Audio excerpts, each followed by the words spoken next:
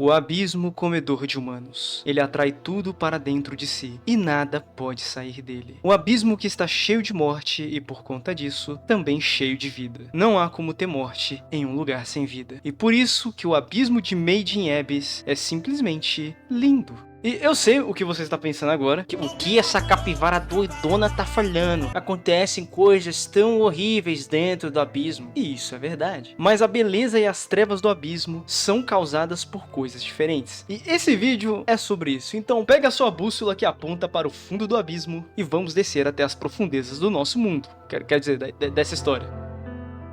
O abismo é por si só um objeto de fascínio no mundo de Made in Abyss. Ninguém sabe de onde veio o abismo ou para onde ele vai, apenas que o abismo está ali e ele guarda centenas de segredos absurdos, relíquias inexplicáveis, criaturas magníficas e mistérios insolucionáveis. E isso é algo que obviamente chama a atenção de exploradores de cavernas que dedicam suas vidas a explorarem o abismo, e por consequência dão suas vidas por isso. Um desses exploradores é a Riko-chan, a protagonista do anime, uma órfã que passa seu tempo estudando o abismo e catando basicamente lixo ancião da primeira camada dele. Porque o abismo está repleto de tecnologia e coisas de outra civilização que ninguém sabe realmente quem foram. E a Riko, ela tem um grande fascínio pelo abismo que a instiga a querer se afundar nele cada vez mais. Mas obviamente ela não pode simplesmente fazer isso por conta da maldição do abismo. A maldição foi algo que eu demorei para entender quando eu assisti o anime, mas basicamente ela só afeta quem tenta subir de volta do abismo e não quem desce. Eu tinha entendido quando eu vi a cena lá que afetava quem descia. Eu sou burro. E basicamente cada camada do abismo ela se torna pior.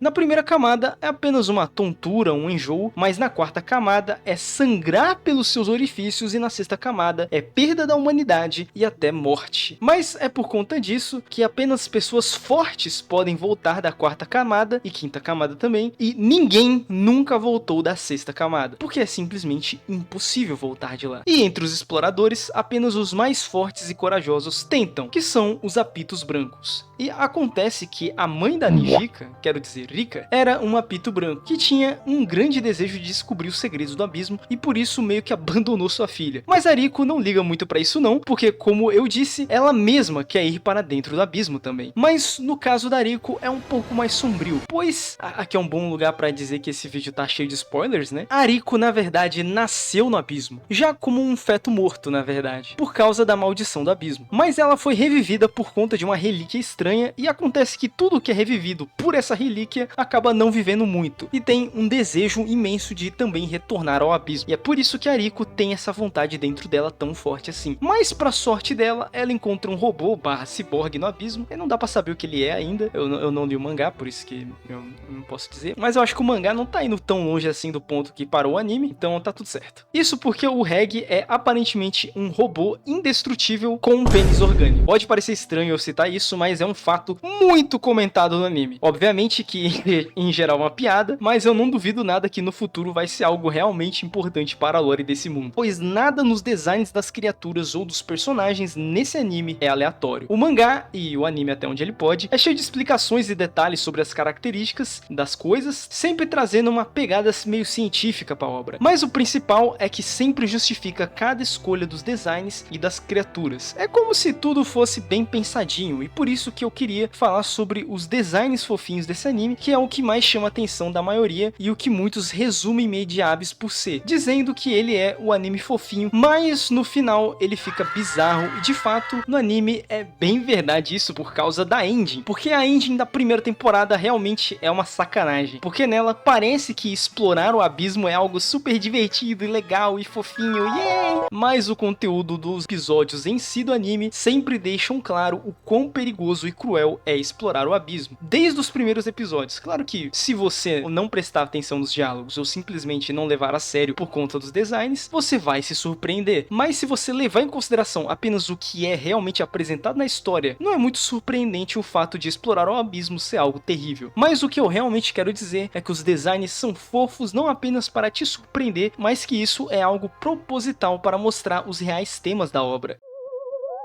O Reg, ele é um robô feito no abismo, eu sei, chocante, mas eu acho que o título não se refere a ele especificamente, mas mais no fato de que tudo nesse anime de importante vem do abismo de alguma forma, e de outra forma quer voltar até ele. E a trama dos primeiros episódios são eles tentando enganar o líder sobre o Reg ser um robô, como se ele estivesse tentando cuidar de um cachorrinho secreto que eles acharam, mas no caso se o cachorro fosse uma relíquia do abismo que dispara um canhão que destrói tudo. Mas quando a Riko recebe uma mensagem da sua mãe de direto das profundezas do abismo, ela decide descer lá para encontrá-la. Claro que não sem a ajuda do Reg, que possui um braço muito bom para descer e subir no abismo, apesar de que isso talvez não seja uma boa ideia para Riko. Ele mesmo é imune à maldição. Na segunda camada, eles conhecem um apito branco, que foi quem carregou a relíquia que tirou a Riko do abismo, e ela explica sobre a Riko na verdade ser um cadáver e fala que ela não pode deixar um Abound vivo, que é o que o Reg é aparentemente. Enquanto a Riko fica em choque com as informações, o Reg tenta lutar contra a soberana imóvel, que não dá nenhuma chance pra ele, e é completamente humilhado. E ela quase até faz ele matar a Riko pra logo depois falar que era trollagem, garai. Mas basicamente ela é uma apito branco boazinha que só parece muito assustadora e insensível. Mas a mudança dela no anime é tão repentina que quase parece que o autor mudou de ideia sobre o que ele queria fazer com a história. Tá cedo demais pra deixar a história desse jeito, vamos segurar um pouco mais as coisas. A soberana então decide treinar eles pra tentarem sobreviver um pouco mais no abismo, né? E deixa claro que existem coisas muito mais fortes que elas nas profundezas. E eles seguem pelo abismo até que se encontram com uma dessas criaturas que são mais fortes que ela, um ouriço que dispara espinhos venenosos, e um dos espinhos acaba acertando a mão da Riko. E é aqui que realmente vem o choque da realidade sobre essa obra. Para escapar da besta, o Reg puxa eles pra cima e obviamente isso causa a maldição do abismo, e a Riko começa a sangrar demais. O seu braço incha pelo veneno e o desespero toma conta do Reg completamente, que não sabe o que fazer, e a Riko, quase desmaiando, diz pro Reg arrancar o braço dela, mas antes ela se lembra que um explorador contou sobre o quão difícil é cortar o osso, então ela pede pro Reg quebrar o braço dela antes. E essa cena realmente é pesada demais. E olha que esse canal aqui eu falo muito de Berserk, hein? Quando eu tava assistindo, eu tive certeza que a Riko ia morrer. E isso porque o Reg, ele demora muito pra cortar o braço dela e ela desmaia e para de respirar. Ela basicamente morre ali. E o Reg fica completamente desesperado, gritando sobre como ele não quer perder a Riko. Mas ainda bem que uma criatura que estava observando eles de longe apareceu pra ajudar, a Nanate, que concede ajuda a Riko por ficar com pena do choro do Reg. Se eu ganhasse R$1 toda vez que um anime tem um personagem médico que parece um animal e pensa que é um monstro, eu teria R$2. O que não é muito, mas é curioso que tenha acontecido 2 vezes. Nanate é a personagem mais fofa da série por design, e é engraçado que ela aparece logo depois da parte mais traumatizante da primeira temporada. Parece que ela é um respiro, mas na verdade ela tá ali apenas pra dizer: essa foi a parte mais traumatizante até agora. A Nanate, ela ajuda a curar a Riko usando esses cogumelinhos, que fazem uma parceria simbiótica curando ela, e o final da temporada é muito mais sobre a convivência com a Nanate, essa vazia que cozinha mal e vive com outra vazia chamada Michi, que aparentemente é imortal. E basicamente a história delas duas é muito triste mesmo. Elas eram órfãos que foram coagidas pelo soberano do alvorecer, um dos apitos brancos, a descerem do abismo para ajudarem ele em experimentos, e de um em um as crianças foram sumindo até só sobrarem a Nanate e a Michi, que eram melhores amigas, até que um dia a Michi, uma menina super alegre e otimista, é levada pelo soberano e a Nanate não aguenta e decide seguir eles para ver o que estava acontecendo e acaba participando do experimento do elevador, onde elas seriam abaixadas até a 6ª camada e então trazidas de volta numa tentativa de fazer a maldição atacar apenas uma delas, e dá certo. A cena mostra a transformação e a dor dela, com a Michi recebendo a maldição em dobro e pedindo para morrer, mas não recebendo nem a morte, pois ela se torna imortal por conta do experimento, enquanto a Nanate recebeu a bênção do abismo, apenas tendo seu corpo alterado para uma forma fofa e cheirosa, por algum motivo. Ela tem até um perfume. Desde então, a Nanate tenta achar uma forma de matar a Michi, tanto para tirar ela do seu sofrimento eterno, tanto porque uma hora ela própria vai morrer. Então ela tenta fazer de tudo para impedir que a Michi fique sozinha nesse mundo, e ela descobre uma maneira, um incinerador do Reg. E então, depois de passar dias com ela, aprender a simpatizar com elas, nós temos que ver a Michi sendo vaporizada desse mundo. Uma verdadeira tragédia que basicamente separa bem o que é um momento chocante e raso numa história que mais se apoia em imagens fortes e no fim de um personagem querido, que é o momento do machucado da Riko, para o que o autor quer trabalhar no resto da história mesmo, que são pedaços de histórias maiores, onde a dor do personagem é trabalhada não só com coisas que nós compreendemos, como machucados ou morrer, e sim a perda perda do próprio senso de si de um personagem por uma crueldade e uma injustiça muito acima dele. Basicamente, a diferença de um momento feito só pra chocar e a história se construir em volta da tragédia. E se você tiver dúvidas sobre esse pensamento ser real ou não, e se essas duas cenas na verdade não são a mesma coisa, pois são dois momentos bem visualmente chocantes, basta pensar sobre o que mais comentam de Made in Abyss por aí: o braço da Rico ou a cena do elevador. Ela não é só mais perturbadora por si só, mas é a construção até ela e a resolução triste que torna tudo ainda mais agridoce e terrível.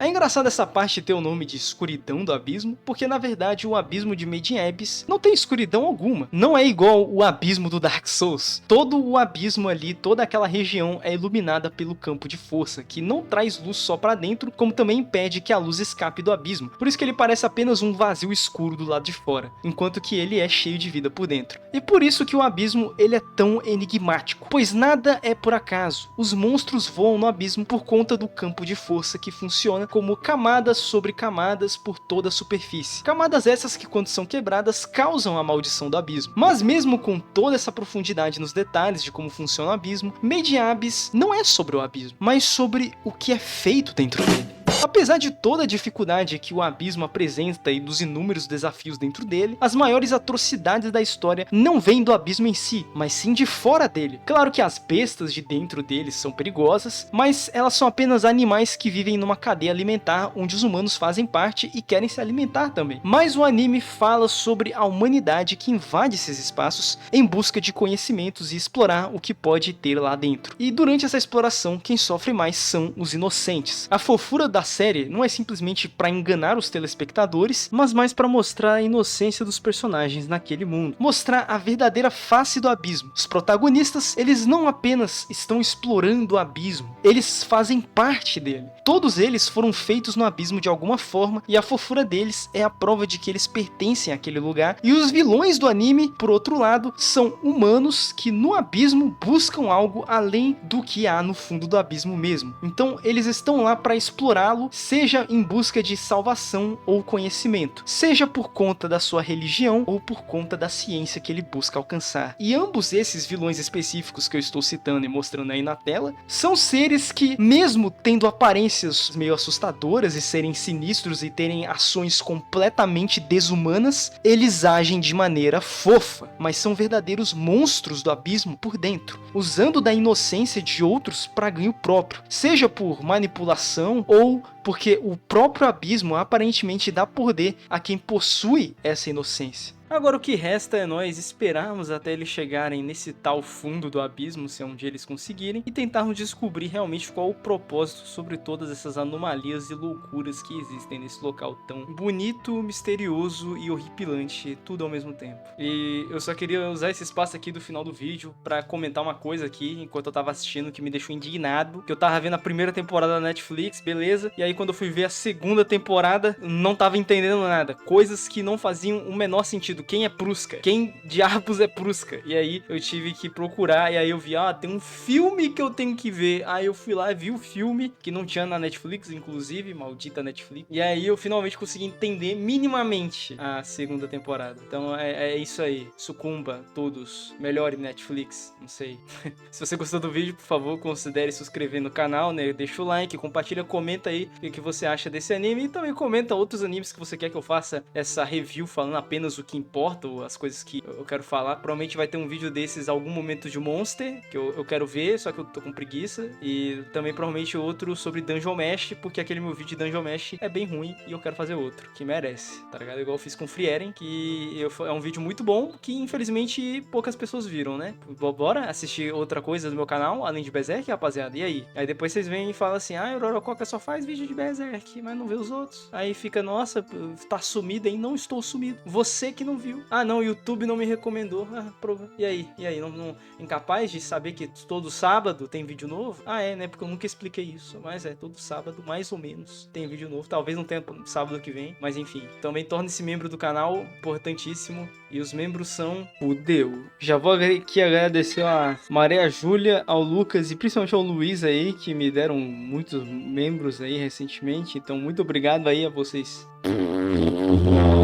É isso aí. O Magode, Bothai, Ganchão, Sr. Aidan 13, Cosmenta, Herbert, Dr. Designed One, LSD vulgo SDS, Dani, Chris Henry, o Henrik, o Macambira, o Churinco, o Paulo Vitor, o Mads, o Kiki, o Rubens Venere, o Jimmy Bad Guy, o Griff, o Ei Lucas G, o Lira, o Lucas Rezende, o Alessandro, o Matheus MP3, o Ashborn, Du Martini, Tox, Thiago Terra, Krisha 33, Vismoke Sanji, Caio Filos, Patrick Anderson, Corone 31, Coronai na verdade, Senhor A, Kairik da Silva Pimentel, Havok, Maurício Kaufman, Ítalo Burn, Dimitri Jen, Astolfo, Vieira, o Lucas Vinícius, Musaka, Dongel, Joseph, João Pedro, Heitor Franco, Serafine, João Pedro Zenotti Demelwer, Iagro Cruviel, El Dutras, Thiago Oliveira, Luiz Vinícius Balta Nunes, Roxo, Creitio, Kaique, Seu Tukang, Seu Tang,